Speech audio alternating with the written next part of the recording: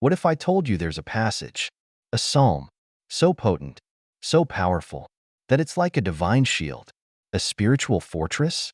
Psalm 9:1 isn't just ancient poetry, it's a lifeline, a sanctuary in the storm of existence. For centuries, it's been whispered in the darkest valleys, a beacon of hope when fear threatens to consume us. Imagine a tempest raging around you, yet you stand firm, unyielding, protected by an unseen force. That's the promise, the very essence of Psalm 91. If you or someone you love needs a reminder of God's unwavering power, then stay with me. Like, share, and subscribe to join our community of faith. Comment below. Tell us what Psalm 91 means to you. Let's get into the video. As we step into Psalm 91, the first verse unfolds like an invitation into the very heart of God, a sanctuary of refuge, safety, and intimacy. This isn't a casual call. It's a life-altering choice to dwell in the secret place of the Most High. Imagine a weary traveler, caught in a relentless storm, finding a hidden sanctuary untouched by the outside chaos. This is the secret place, not a physical location, but a spiritual reality. Here, we encounter God, El Elyon, the supreme sovereign king, and El Shaddai, the nurturing protector. To dwell here is more than a fleeting visit. It's about making God's presence your eternal home. It is a choice to enter and remain in daily, intimate communion. Dwelling in this sacred space requires more than just acknowledging God. It demands a lifestyle of intentional dependence. It means setting aside time each day, amidst the noise and busyness, to be with Him. Like Mary, who chose to sit at Jesus' feet, we prioritize His presence over the demands of life. This is where distractions fade, and we experience the fullness of His love. But abiding in the shadow of the Almighty also requires surrender, surrendering our fears, anxieties, and uncertainties, believing that His protection is sufficient. Start your day by stepping into this secret place. Before the challenges ahead, pray, Lord, I choose to dwell in your presence today. Carry this mindset, turning to God in every moment. From this intimate invitation, we shift to a bold declaration of trust. Verse 2 isn't just about belief, it's a proclamation, an anchoring of faith in the power of confession. I will say of the Lord, He is my refuge and my fortress, my God. In Him I will trust. These aren't idle words. They're a purposeful choice to speak life into existence. Proverbs 18 verse 21 reminds us that the tongue holds the power of life and death. Here, the psalmist chooses life, declaring God's unwavering protection. Imagine standing before danger, declaring with unwavering confidence, God is my refuge. This defines our relationship with Him, a refuge, a place of safety, a fortress, a stronghold against attacks. This is personal. Trusting God as your refuge and fortress isn't passive. It's an active choice to lean on His strength, not your own. It's believing in His goodness even when circumstances seem uncertain. A refuge provides immediate safety, like seeking shelter in a storm. It's where we run when we feel vulnerable, pouring out our hearts to God and feeling His peace wrap around us. A fortress, however, represents long-term security, a place of strategic defense built to withstand prolonged attacks.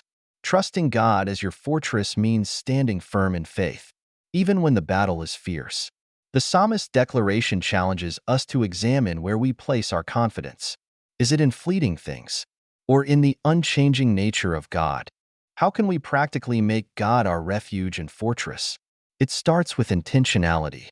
When fear creeps in, pause and declare who God is. Speak His promises over your life. Prayer is another key. Bring your anxieties to Him, trusting that He hears and cares. Philippians 4 verses 6 to 7 encourages us to present our requests with thanksgiving, promising that His peace will guard our hearts and minds.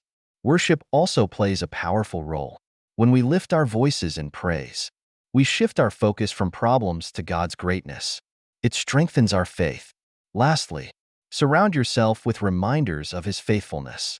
Write down His promises, memorize Scripture, and share testimonies. These practices build a foundation of trust that can withstand any storm. From this bold trust, the psalmist turns to specific promises of deliverance. Surely he shall deliver you from the snare of the fowler and from the perilous pestilence. The fowler's snare represents hidden dangers, the enemy's schemes, and unforeseen crises. God, in his omniscience, sees what we cannot. His promise assures us that he is actively working to protect us. The perilous pestilence speaks of deadly diseases, both literal and symbolic, anxieties, despair, and the corrosive lies of the enemy. Yet, God's deliverance extends to these as well. His protection encompasses every threat we face. He shall cover you with his feathers, and under his wings you shall take refuge. This tender imagery depicts a mother bird sheltering her chicks, a soft yet impenetrable barrier. This imagery of God's wings appears repeatedly in Scripture. In Ruth, Boaz commends Ruth for seeking refuge under God's wings. In Matthew, Jesus laments over Jerusalem, wishing to gather them as a hen gathers her chicks. This recurring motif highlights God's desire to protect and nurture his people. But notice the key action, taking refuge. The chicks must stay close to their mother. Similarly, we must actively seek God's presence. His truth shall be your shield and buckler. The shield and buckler symbolize comprehensive protection. God's truth, his unchanging word, his promises, defends us from both distant threats and close, personal battles. It equips us to stand firm against the enemy's lies. These promises apply to our daily lives. Hidden traps and pestilences, whether literal or metaphoric, are realities we all face. God's deliverance isn't just reactive, it's proactive. He goes before us, dismantling snares and shielding us from harm. In times of fear, these verses remind us that his protection is greater than any threat. His wings offer refuge, his truth offers stability, and his presence offers peace. Living out this promise begins with trust, trusting that his protection is sufficient even when dangers feel insurmountable. It requires action. Placing ourselves under his wings means turning to him in prayer, seeking his guidance, and aligning our lives with his will. Finally, it involves declaration. Speak his truth over your life. When fear creeps in, remind yourself of his promises.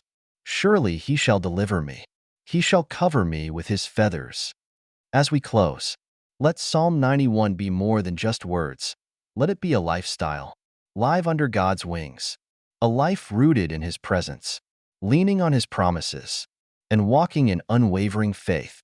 This psalm reveals God's comprehensive protection, his ability to rescue us from the darkest valleys, and his abiding presence that lifts us in times of need.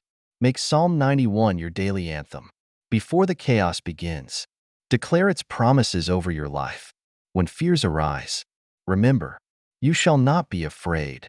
Embrace the authority he has given you, knowing he is with you every step. Rejoice in the assurance of his eternal love and grace. Share this message. Let others know that Psalm 91 is a promise to live by. Visit our website for more resources. And may you always walk under his wings, secure and filled with peace. God bless you.